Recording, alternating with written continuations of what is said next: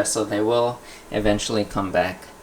We've got more cryptocoryns as well as 𝗲𝗃𝗀𝗃𝗀 and some begonia. No, not. Are there begonia? No, it's just 𝗲𝗃𝗀𝗃𝗀 as well as cryptocoryns. And then this is my shrimp tank that I'm currently struggling with a little bit. Got some blue-green algae, which is annoying. I think I just gotta do more water changes, but the shrimp are doing well, and they are producing babies, which is good. But I don't think I'll be able to get the babies on camera because it's just too small. And right now I don't have a macro lens with me. Down below is another tank full of cryptocoryns as well as anubias. And maybe I'll use some of these plants for the paludarium setup. So I wasn't expecting to do a large paludarium. In the past I thought about doing a 2-foot paludarium, one in this kind of size tank. But ever since that thing happened there, plans changed, and yeah, plans had to change. This here is kind of a holding tank right now. This is the 3-foot tank. So before I set up my 2025 IAPLC tank, I had a scape that was for the 𝗲𝗾𝗾𝗀𝗀𝘀 aquascape contest, which the deadline was December 31st. It's called the IADC, International Aquatic Design Contest, and I had a scape for that. So all the plants from that scape came into this tank, and right now it's just the holding tank, and I'm going to reuse some of these plants for that scape over there. So currently just a holding tank, but I have big plans for this tank. We're going to do kind of a Dutch style, but with hardscape. Maybe a Brazilian style, but I'm not sure what to call it. It's just going to be some rocks. The rocks are over here. We've got the Frodo stones, but we're going to use this rock as well as a wide variety of plants and lots of colors. So green plants, red plants, yellow plants, pink, and we're just going to try to make a colorful planted aquarium here. So those are all the tanks in this room. Right now it is a mess, as I mentioned at the start of this video, but we've got a lot to do this year. I'm excited, I'm motivated. I hope you're all excited to see what this room turns into. A fish room is never over, which kind of sucks, but I guess it's just what it is. Subscribe if you haven't already, and I'll see you guys next time.